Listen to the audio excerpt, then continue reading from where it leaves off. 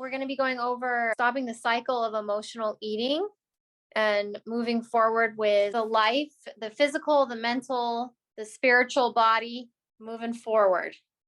No more stuck in the loop situation. Dena, Woulfe was gracious enough to put together this beautiful presentation so that we can follow along. I'm definitely a visual and audio learner, so it's nice to have both. So thank you, Dena, so much for making that possible for all the different kinds of learners. My pleasure. Objectives for today, really, we want to help you identify areas where you may want to improve emotionally and how you actually deal with emotions and stress. We're going to identify areas where you may have created some contracts with your body. And then we also want to identify some natural solutions for emotional support for you. We're going to burn some old contracts that are no longer serving you. And we want to help you learn how to receive your emotional breakthrough, just like what Kim had earlier. That's awesome. Are you an emotional eater? That's like the $1 million question, right? Do you eat more when you're feeling stressed? Do you eat when you're not hungry or when you may even be full? Do you eat to feel better? Maybe to calm or soothe yourself when you're sad, mad, stressed, bored, or anxious? Do you reward yourself with food? Yes. Yes. Do you All regularly, of the above. right? Do you regularly eat until you're stuffed? And does food make you feel safe? Do you feel like maybe food's a friend? And do you feel powerless or out of control when you're around food? So if you said yes to any of those, it may benefit you to be here. Right?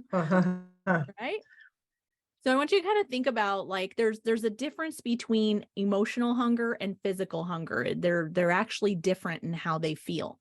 And so emotional hunger really comes on kind of sudden, whereas physical hunger usually tends to be kind of gradual. And we've all felt physical hunger before. Like you've sat at your desk a little too long and you're like, oh, the stomach's like, I might be a little bit hungry, but let me get a few more things done.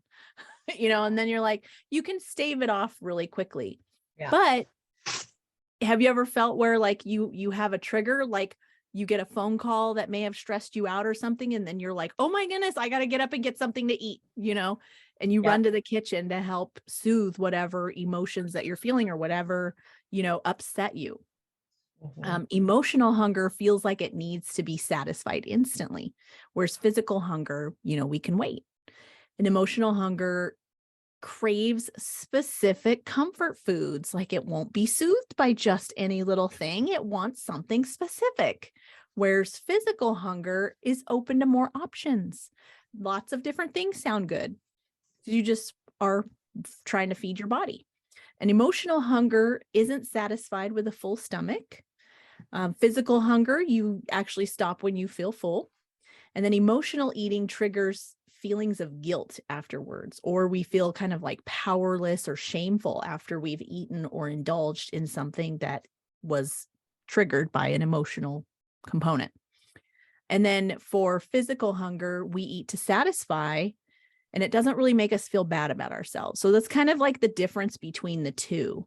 And, maybe in areas of your life, you've been able to identify where there are some emotional triggers versus, maybe it's not so much physical, maybe it is more of an emotional. So we kind of get stuck in this like vicious cycle where, something happens and stresses us out. Like I mentioned before, maybe we feel a little bit of an overwhelm. We don't really know how to deal with the situation. Maybe in our past, we were rewarded with food, or food was used as a comfort mechanism. And so we just immediately get that urge to get up and eat. We eat something, it has a consequence. Maybe we feel overly full, beyond satisfied, or we feel guilty. And then the guilt sets in, and then we get into this loop where we feel powerless over food, and we feel like the food is guiding us instead of us guiding it, or we're in an unhealthy loop with it. So I'm going to pass it over to Kim, and we're going to talk about contracts and what those are. As you were talking, I got so many little pings, like the the ideas are coming. So I jotted them down that have to do Cool. with it. Awesome. How I learned about burning contracts, and it has to do with, let me give you an example. Something really silly. It's going to make you laugh. So I grew up, my mom told me there was a movie called, I think it's called Forever Young. It's with Mel Gibson, and he was in like a time capsule kind of thing, and he didn't age. And Elijah Wood, he's really little, maybe like 10. He finds him in this like frozen time capsule and like opens this metal thing, and all the ice, steam comes out, and it's Mel Gibson young. And my mom interpreted that as, oh, well, Elijah Wood really is Mel Gibson's son in real life. I don't know how she got that, but she made that story in her head, and then she told me. And so for years, I believed that Elijah Wood really was Mel Gibson's son. And then as a teenager, I think I told someone that, and they go, no, that's not true. And so it's a belief I was told, and then the belief wasn't real because, someone told me the truth. So it's, Yeah. anyway, it's a funny joke that we have in my family, because my mom like makes up her own stuff and then believes it. So what I got out of that thinking is, when you find out something that you didn't realize you believed, here's a false belief. I have the same body as my mother, and my mother had the same body as her mother. And that's a loaded belief, because that means that whatever happens in my mom's health, or whatever happened in my grandma's health, that's me signing the contract saying, I accept their health challenges in my body. Mhm. Which is like that Mel Gibson thing. It's a good example. That's I'm like, a good example. not true at all. I don't have to accept my health challenges. So the thing with genetics is, you might have a loaded gun, but it's your lifestyle and your stress level and Exactly. your eating that puts the bullet in the gun, that pulls the trigger. So I don't have to pull the trigger, and none of that crap is true. Yeah. So I think my imagery for burning that contract is like the Little Mermaid. Remember when she's signing the contract with the sea witch, with Ursula? But then I burn it. So you can go through some of the things in your life, like the emotional expectations, how you're supposed to feel, how you're supposed to express yourself. Like when you're having a conversation with somebody like on a Monday, and you walk into an office and everyone goes, well, it's Monday, and everyone has the same response. But then there's like one person that's like, yeah, I'm really happy to be here. But it's like you're breaking the norm. It doesn't have to be what everybody else does. But you guys can read through that. I think it's really amazing and important. The physical rules, how is your body supposed to look and perform for others? It's all about how you feel comfortable in your body. Many people I know, their weight has fluctuated throughout their life, Yeah. and they finally hit a weight that feels comfortable, like your body wants to be there. So I think it's important to look at, like, not just like trying to be what you think it should be. Like for many years, I had a number that, even though I fit into all of my clothes and I'm, doing everything I want to do, nothing has changed like density wise. But if I got on a scale and it was higher than that number, that's a contract I signed with myself. I want 135. I wear the size clothes that would mean that for me. Why does the number matter? You know what I mean? Mhm. Yeah. So you can burn the contract. Like, I Burn the contract. weigh what I think I should weigh. Do you have a thought on that, Dena? I think I've burned my contracts, but I mean, I've seen a lot of people in, being in the medical field, you see a lot of people accept their contract of, well, my dad had heart disease, so, I'm going to get it. Or I'm destined to have the fat gene because everybody else in my family has it, so I did hear a lot of that. but I mean, really early on, I studied epigenetics, which was the study of learning how lifestyle can change your genetics. I see a lot of people put them to use. Yeah. And it's important to know that some of those contracts we're unaware of until somebody says it out loud. Before the 18, you have a mold of what's normal. So you're everything around you that happens before that time, to you, you're like, that's normal. And then after that point into adulthood, you start seeing like how other people did things and you go, oh, that's weird. That's their normal.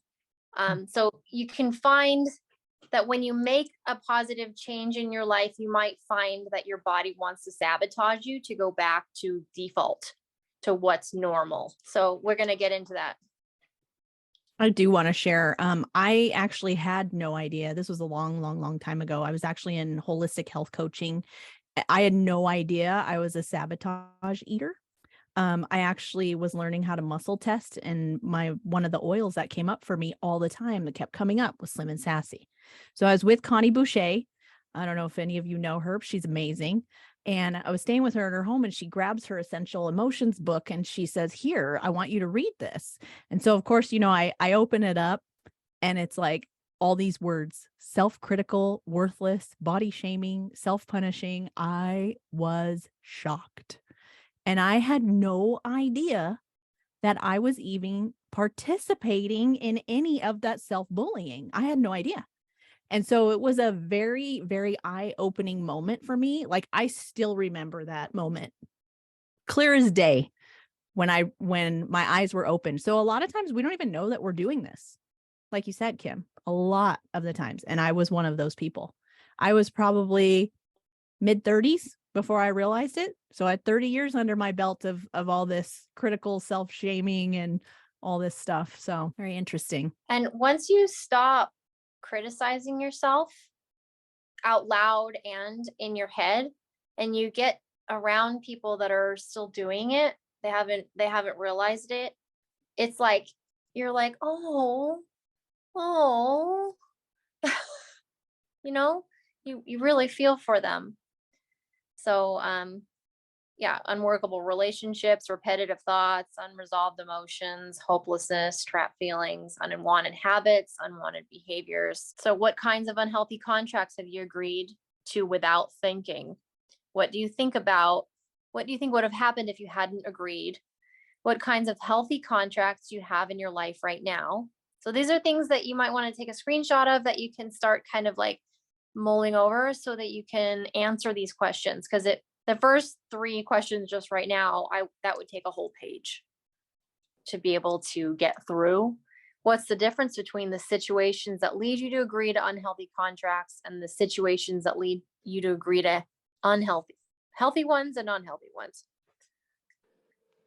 So like a big one is around family and how they eat and how they talk about their bodies. And it's like, if you don't go along with it, then you don't want to rock the boat in the family.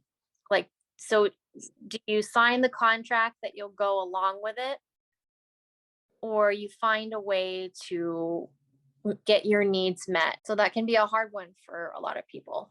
Like, no, mom, I'm not going to eat that. And then, like my mom interpreted that as, you don't love me.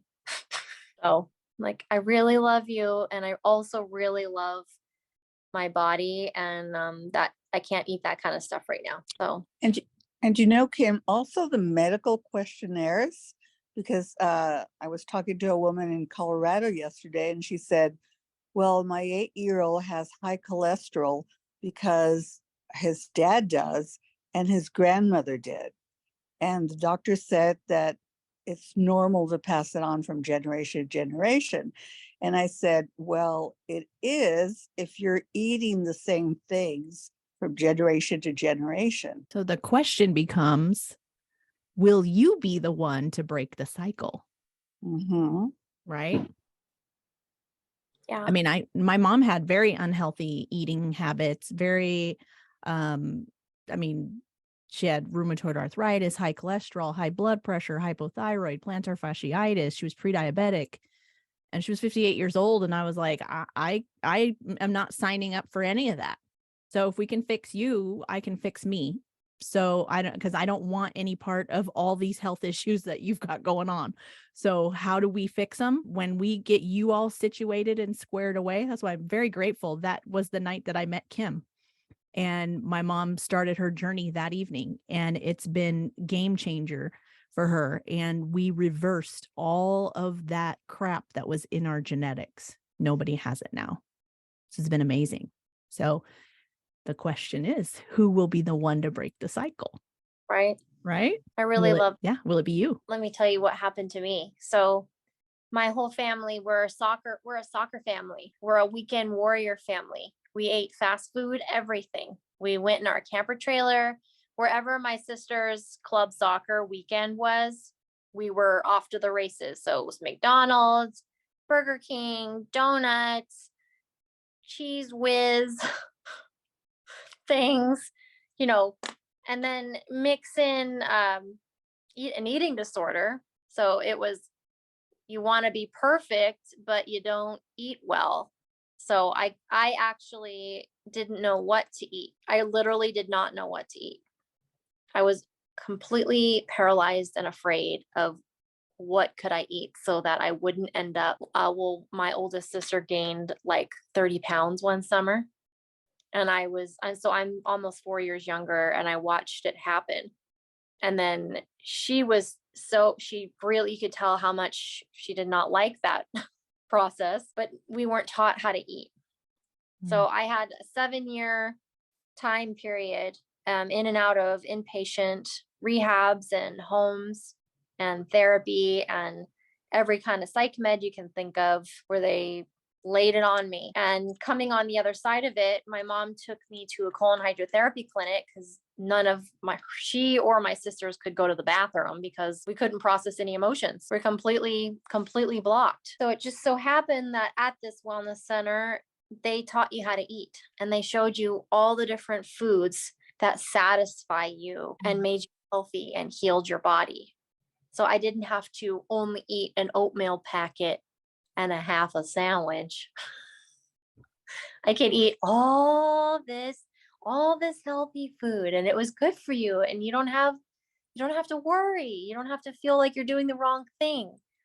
So I watched my sister get well, and I was able to get off my med. It's really amazing learning what you can eat, and then removing that shame and just taking that whole layer off. So anyway. Yeah. Most of our emotional eating is linked to some kind of like unpleasant feelings that we have, but it can also be triggered by positive emotions too. And sometimes we don't realize that. When you're like really happy, your body doesn't understand the difference between good stress and bad stress. Good stress would be like, maybe you're getting married or you're going on vacation. It doesn't understand the difference. And so it just perceives it all the same way. And so when you're, working to achieve a goal or, whatever it is that you're doing, you can fall victim to some of the stresses. And, I don't know if you ever noticed that stress makes you hungry. It's like not just in your head. It's like a chronic, like physical thing. You get in this fast paced, like rat race thing, and you've got these high levels of cortisol, and cortisol actually triggers you to eat something salty, sometimes sweet, and sometimes fried foods. So that's, those cravings can come into play, and then having it unmanaged and uncontrolled with past traumas, it's a recipe for the cycle that we went over earlier, and so we tend to be a society that stuffs our emotions. We tend to eat out of boredom, or if we're feeling empty or lonely, we tend to want to eat as well. Maybe we developed poor childhood habits, like Kim was mentioning, hitting the fast food all the time, like when I grew up, there wasn't a whole lot of it. The McDonald's was just kind of coming out, so it wasn't too prevalent, but we trade in our health every day for conveniences. So we have to monitor how we're doing that and really be mindful of us doing that. And then sometimes, we can be triggered by social influences. I don't know. You ever met a food pusher? You guys know what a food pusher is? Like someone, just eat it. Come on, just eat it. You'll like it. Eat it. Eat it. Eat it. And you're like, I don't want to eat it. And then sometimes it becomes so stressful for you. You're just like, fine, I'll take a bite. And it's nothing you would even ever eat, So there's a lot of ways that we can fall victim to emotional eating with some of our past experiences as well. So I want you to we're going to kind of shift just a little bit, because I want you to think about some of the questions that you ask yourself. We can have questions as empowering questions to help your brain develop or solve a problem, or you can ask questions that create more problems for your brain. And so I want you to kind of think about, over this last week or so, what kind of questions have you been asking yourself? Poor questions get poor situations. And here's some examples of poor questions. Why is it so hard to lose weight? Know why that's a really bad question to ask? Because you'll come up with all the reasons why you can't lose weight. Correct. Yeah, your brain goes to work, can't lose weight, hard to lose weight. That's what we're telling. We're predisposing the answer before, in the question, right? How come I always feel guilty after I eat?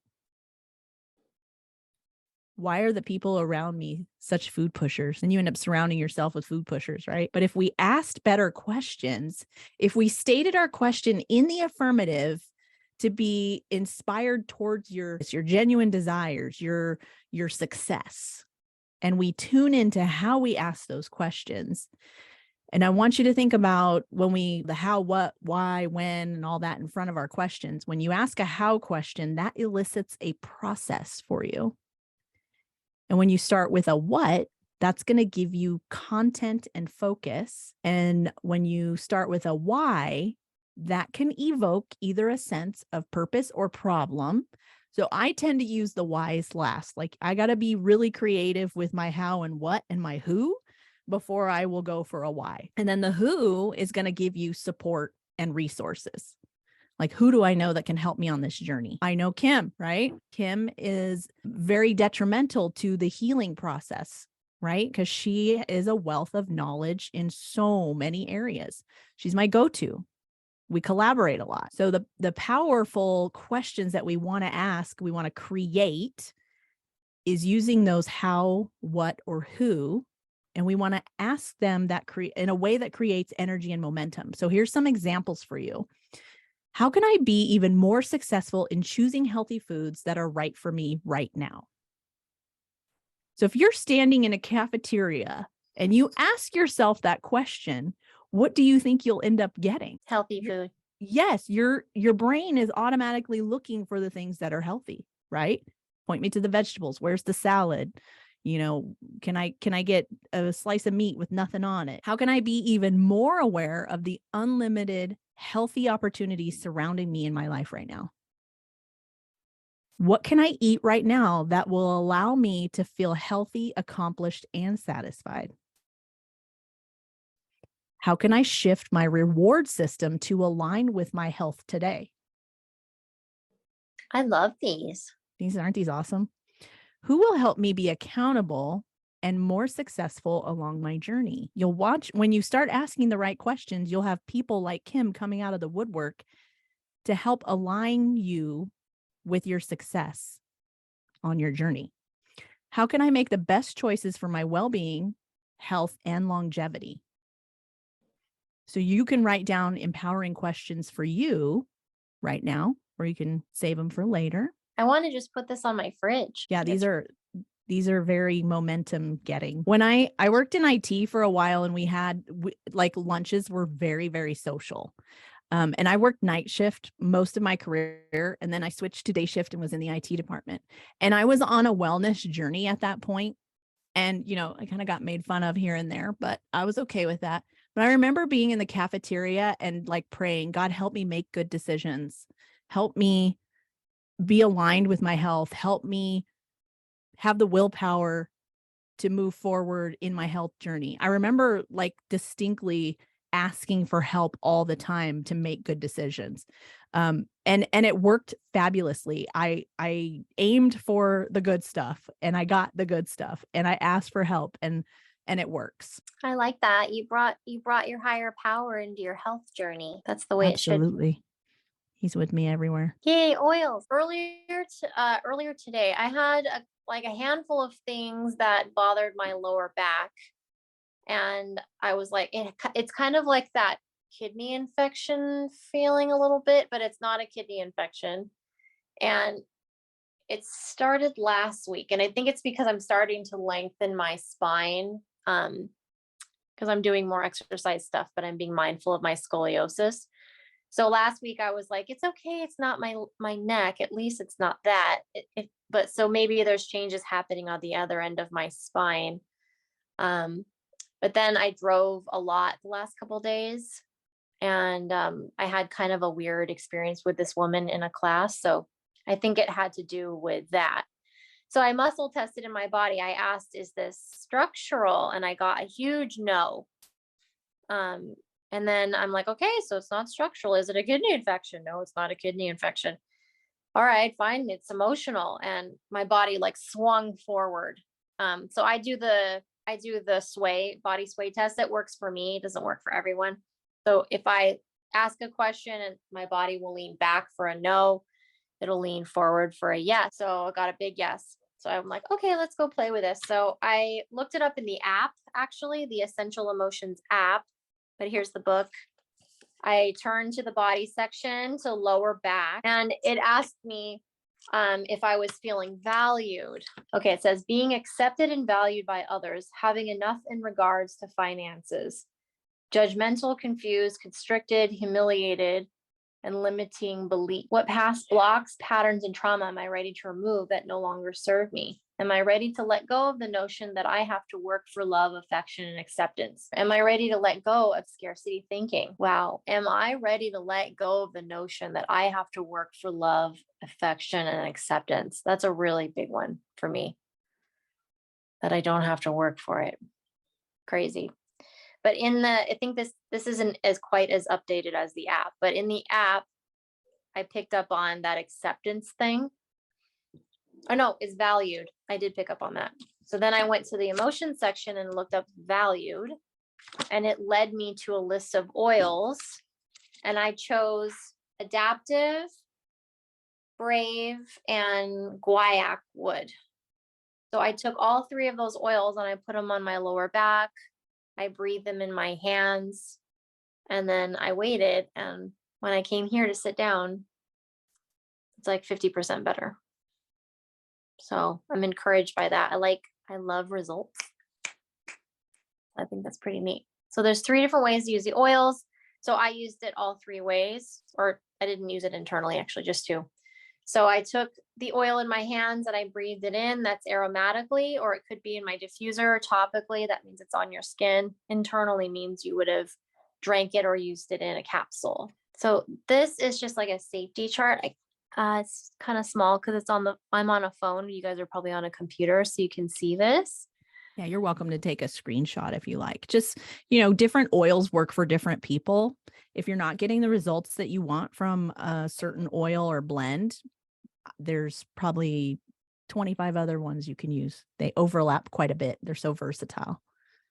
And then, if you're going to be out in the sunshine using your citrus oils, make sure you're not putting them on your skin that's going to be exposed, because they do make you a little sun sensitive. I thought that this was a really appropriate time to go through the essential emotions process, especially having to do with emotional eating and understanding your own programmed eating and your planned eating. So you can kind of look at what are my emotions around that time? I call it premeditated emotional eating. So when you go to the store, are you buying the stuff that you'll need for that? Like the tub of ice cream and those special cookies, and that would be the premeditated emotional eating. So you would ask those questions like Dena just said, are these aligning with my health goals? And then there's programmed eating that has to do with maybe some of the stuff, the burning the contracts So like, oh, well, I have to have dessert after lunch, or I have to have dessert after dinner. That's programmed eating. Or you might even have just your little special thing. Well, I have to have a hot chocolate after this thing that I do. So you have to start looking at like, what is it that I want for myself, and can I let go of that, and making sure you have the right things to eat at home. That's like the whole thing, right? That's the unplanned eating, where now you're too hungry. You physiologically let yourself get too hungry, and then you've got all this junk in the house. That's going to sabotage. Yeah. Yeah. So like when you're at the grocery store, I like how Kim was saying she muscle tests. You can easily do that. How she was saying, like, lean forward if it's something that you're aligned with, or, you would kind of gravitate away from it, kind of back if it's something that's not. I would ask the question, is this for my highest and best good when you're holding that ice cream, and see how your body responds. So using oils in your water, that's so helpful. You're balancing your blood sugar. You're satisfying those taste buds. So that's a really good choice. Just so you can use green mandarin. That's for like childlike magic and for cleansing the liver. All the oils are for cleansing the liver, and specifically, certain emotions. So the green mandarin would be like childhood delight, lime for releasing anger, lemon for focus, tangerine, that's another childhood one. Wild orange. Wild orange is so balancing for your brain. It's an amazing, amazing oil. So you just put boop, little drop. You don't want to use plastic. You can put it in like a stainless steel or porcelain or glass, because you don't want the oil. It's going to pull the plastic into the water. That's yuck. So, and citrus oils are very uplifting. Adaptive. So what Dena had mentioned earlier, when you have cortisol and you are stressed, you're not going to make good choices. So you want to get your cortisol down. You want to bring the balance back to your brain so that you're not in fight or flight, you're in rest and digest. And then that's going to naturally balance your blood sugar anyway when you're in that nice rest and digest. So you can take a drop of that adaptive oil and breathe it in your hands, or you can take the adaptive soft gels, and that's going to help bring your nervous system back down. You're not going to make those decisions as quickly. So you have more time to go, okay, what is it that I'm feeling right now? Does this align with my highest and best good? So it's helping you feel less controlled by food, less obsessed and panicked and overanalyzing. You're getting closer to that calm and reassured and clear mind and acceptance, self-acceptance, and helping you to figure out, am I feeling afraid? And what is the fear? What am I afraid of? For me, if I'm hungry, I used to get afraid, and it was because I was afraid I wouldn't get enough. So that's a deeper thing. I'm sure that's from when I was little. Cassia, helping with the fear of rejection, shyness, feeling more courage, unashamed. Do you use it in your diffuser, Dena, in your kitchen? How are you, Cassia? So, cassia is a pretty hot oil, but it tastes like red hots. So if you're like someone who likes cinnamon gum, this is probably a really good one to either put under your tongue or spray it under your tongue with coconut oil. And before we had MetaPower, I used cassia quite a bit. It's one of my go-tos as far as for sugar cravings. So if I use cassia in my tea every day. Yeah, I love cassia, but I do like that red hot cinnamon gum. I like spicy things. So cassia is one of the ones that I use internally. Not everybody likes all that heat in their mouth. So if you don't like the burning sensation, I'm sure you've probably used clove or On Guard under your tongue as well. It has a very similar sensation. But you can put a little bit on the wrist. Just make sure you dilute it as well.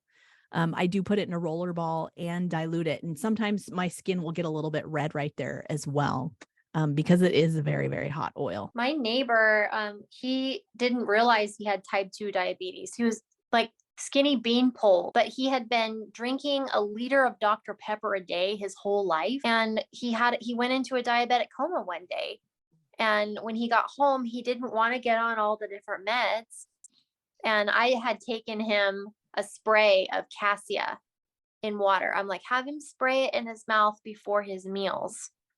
And just doing that and adding in exercise and no more diet, his Dr. Pepper thing, then he got his blood sugar even. He didn't have to go, with the other stuff. So, but I like to just put my pinky on the top of the cassia bottle, and then you put it on the middle of your tongue, and then it's not quite as spicy, and you get the satisfaction out of it. Clove. I like putting this in my diffuser in the kitchen. So, like you said, like right here, this is good for setting boundaries with yourself and for protection. A lot of people will put this on toothpicks, like you could do cassia and clove on toothpicks for that oral fixation. Basil, I love basil. I just bought 2 bottles of basil. I went through a whole bottle of basil last month. So Dena turned me on to putting it on the top of my head. And I like putting it on my kidneys and my adrenals. So I'll take a couple drops and I'll put it all over my lower back to mid back. Actually, I haven't done that today, so I'm going to do that. And I also add it to my deep blue, and I put it all over my knees and my ankles before I work out. But it's for fatigue, feeling depleted. That's why you put it on your kidneys and your adrenals. So if you're a coffee drinker like me, and your coffee's not working anymore, it's because you've overtaxed your adrenals. So you got to start kind of backing off, go for the basil. I know for me, I don't really eat when I'm stressed, but I eat when I'm tired because I'm trying to pick it up, so, but those yeah. adrenals are depleted if you're eating when you're tired. Yeah. And then you get the tired and wired feel. That's no fun. Basil is one of our go-tos for everything. We use it for recovering from surgeries. I mean, basil, we've had tooth extractions, wisdom teeth pulled, and we do it all without medication. And the doctor's always baffled at how we do it. And usually it's basil. For some reason, it works really good for our family in our genetics to use basil. Now, I know that I don't know if you know or not, but doTERRA came out with holy basil as well, which is really powerful too for those adrenals and kidneys as well.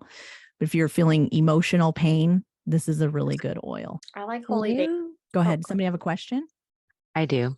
Yeah. Can you speak more specifically to how you use the basil for all the things that you just mentioned you use them for? Do you use it internally? Yes. How do you use it? So I'm an all the above. Okay. Topical, internal, and diffused. What do you find it to be most in which form do you find it to be most beneficial for feeling depleted and adrenal depletion? I use it on the top of my head, the crown of the head, every evening. And that helps to lower the cortisol levels in my body. Okay. So not in the moment when someone's feeling depleted, I wouldn't say put it on you and then you feel a burst of energy or. Yes, you can do that too. So before we've been in doTERRA for a really long time. We had a handful of oils when we started. So we were really good at making our own blends. Kim and I used to teach blend classes. And one of the combinations that we used at the hospitals, I worked nights. So of course your energy level would plummet right around 1 a.m. And you would be, doing head nods and head dips from 1 a.m. till about 4 or 5 a.m. and struggling to stay awake without caffeine. And then a lot of the nurses at night would get heart palpitations from working night shift because it really goes against your circadian rhythm. And so we would use a combination and it was half and half. So 12 to 15 drops of basil mixed with 12 to 15 drops of frankincense. And then we'd fill it with fractionated coconut oil. We'd rub that on. And it was like having Mito 2 Max before we had Mito 2 Max. Have you ever used Mito 2 Max? No. Okay. So that's an energy producer as well. Really good for stress management. It comes in a capsule. Just got it. Phenomenal. Yeah. I use it I'm tired before I have to go work out, and it's a good pre-workout to Mhm. get the oxygen in the muscles, so that I don't have that they call it oxygen debt, so that you have more time in your muscles before it fatigues. It works on the mitochondria, which is your little energy producers inside your cells. So very, very beneficial. But your basil and frankincense can do have very similar effects. Diffuse it, you can put it on the skin, and you can use it internally under the tongue or in a capsule. And what was the little tip you mentioned about putting it on the top of your head, Yeah. both of you? So the crown of the head, you've got a lot of your hormone glands in the brain. Putting it on top of the crown of the head, it really gets to all of those organs and glands that are in the brain, so that they're hormone related, so they can get to wherever it needs to go. So that's why we use the crown of the head. And then I use the under the tongue as well very often, because you have a large vein underneath there. It's kind of how we give nitroglycerin, and it goes systemic throughout the whole body. It's a very nice delivery system. Both ways, a very nice delivery system for your body. So what do you take a drop of the basil and just stick it on your head and Yep. massage it in? Yep. 1 drop of essential oil from doTERRA is enough to service every cell in your body 400 times over. So really all you need is just the 1 drop. Wow. If you don't get the results that you're looking for, repeat after 5 minutes. That's what we do. That's how we go ahead and dose ourselves. I have black pepper here, and I haven't read it in a while. Mm-hmm. Really interesting what you had there. So black pepper's for unmasking. Black pepper reveals the masks and facades used to hide aspects of the self. Since childhood, most individuals have been taught that some feelings and behaviors are good while others are not. So instead of seeking to understand seemingly inappropriate feelings and behaviors, they usually judge, condemn, and repress them. Black pepper invites individuals to get real by digging deep within the less understood parts of the self. This information in here, this was channeled from the plants. Like, this is the message that's for this generation. So that's why you want the updated book every year, but now they update the app. Because they're sitting and they're meditating, they're praying, and they're like, the plants are like, this is what I would like you guys to know. Just think it's really neat. So using the black pepper, it's been used a lot for every kind of addiction you can think of. It does something in the body that's kind of like that, like snapping the rubber band. So when you take a drop and you breathe it in, it's helping you like go from the path you were on, the neural pathway in your brain, to like go, oh, okay, let's start a new habit. So black pepper is really great for changing that programmed eating pattern and emotionally making you more authentic and taking that mask off. I want to point out too that a lot of the oils that we use for addiction include black pepper and clove as a combination. We've used it for people to quit smoking. You name it. Amazing together. You can use it however you like. Really, there's no wrong way to use your oils. So really, when you think about how should you use it, it would be whatever your preference is. If you're someone who prefers internal use, you can definitely put it under the tongue. To me, that's the fastest way.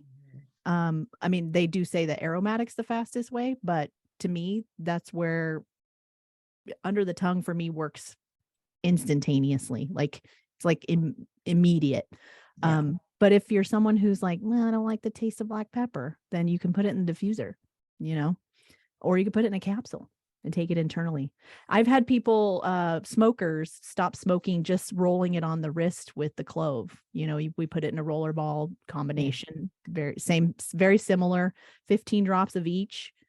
Maybe you put a little bit of frankincense in there, and they go to town rolling every time they feel like they want a cigarette. And it's funny, they'll use it 20 times a day. And then the next day is like 15, the next day is like 3. And you're like, wow, this is really cool. I didn't even need my roller today. It's awesome. I'm less likely to make a roller for myself, just because over the years I made so many for myself that it's now I'm like, there's too many.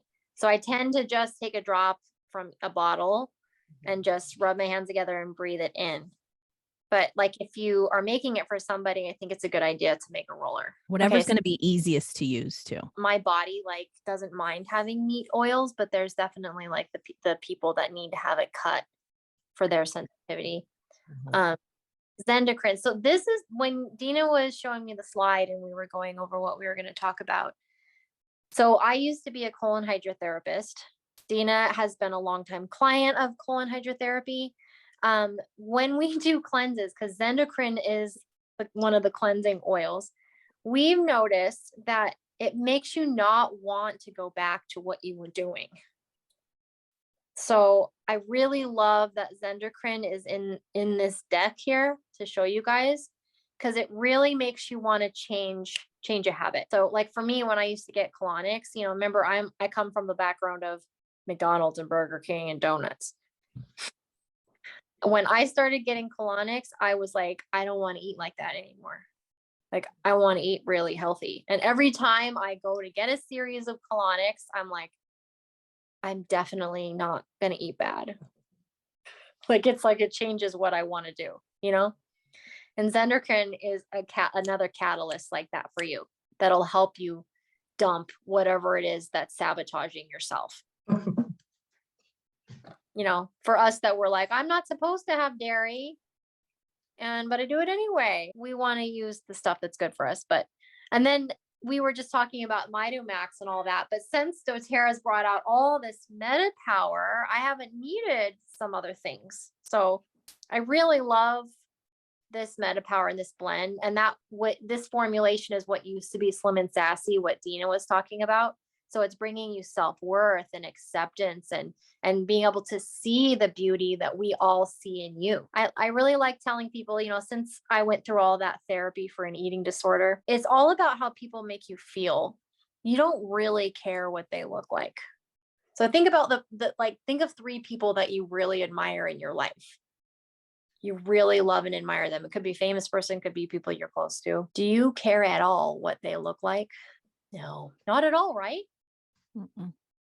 So that for me really helped me like get grounded in like, this body is very temporary. Who I really am and how I show up in this world. It's about my quality of life, and it's about how I make other people feel, you know? So that helped me let go of some of that burning a contract of what I need to look like, you know? Meta power is a good one for that. And then we have this system. I can't say enough good things about how this has made me feel, and my clients, the people around me. They're like, I haven't had to take ibuprofen. They're like, I have energy. I can do stuff. I can sleep. I don't have as much cravings. You're keeping that blood sugar balance. That's one of the physiological things that makes us panic eat. So, you know, whatever tools we can use, right? So it's all about getting our mindset and our beliefs, asking the right questions like Dena had on there, having the right tools and the right community and support and people that have the same beliefs as you, so that you can have people around you that you trust. Here's the emotional breakthrough worksheet. This is the one that I go through on Mondays when we do our essential emotions discussion. So how we go through it is we choose either an oil the person's been drawn to lately, an emotion that's been coming up, or a body part. So for me, it was my lower back. So then I followed in the book or the app, lower back. What are the adjectives? What are the words that come up for it? For me, it was feeling undervalued. And then I followed that in the book. I looked that word up, and then it told me what oils to use, which was adaptive, brave, and guaiac wood. And like super weird. And I love that like my higher power made all of this plant medicine to come and heal me, that I can ask the right questions and I can get the solution, you know? So that's basically how you use that worksheet. I have it in a PDF if you want it. Just message me and I will send it so you can print it out at home. And then when you are journaling, you can go through this process with yourself. So you sit, you have your either the book or the app, your oils, how you're going to fill this out, and you're going to be empowered. I want you to think about some other tools that you can use. One is keeping an emotional diary. So it would be a food mood diary. And this is how you help on your healing journey. You probably recognize that there's a lot of things that you have in common with either us or some of the things that we've talked about. And every time like we overeat, we feel compelled to reach for, our comfort foods which tend to be like kryptonite to us, right? And so I want you to think back and backtrack how you're feeling before that eating cycle begins. Okay. Sometimes we usually feel upset or something when it's triggered or starts. Stop and take a minute and think about it. And then, like I said, is this food that I'm about to eat going to be for my highest and best good? What's the answer? It may be a no.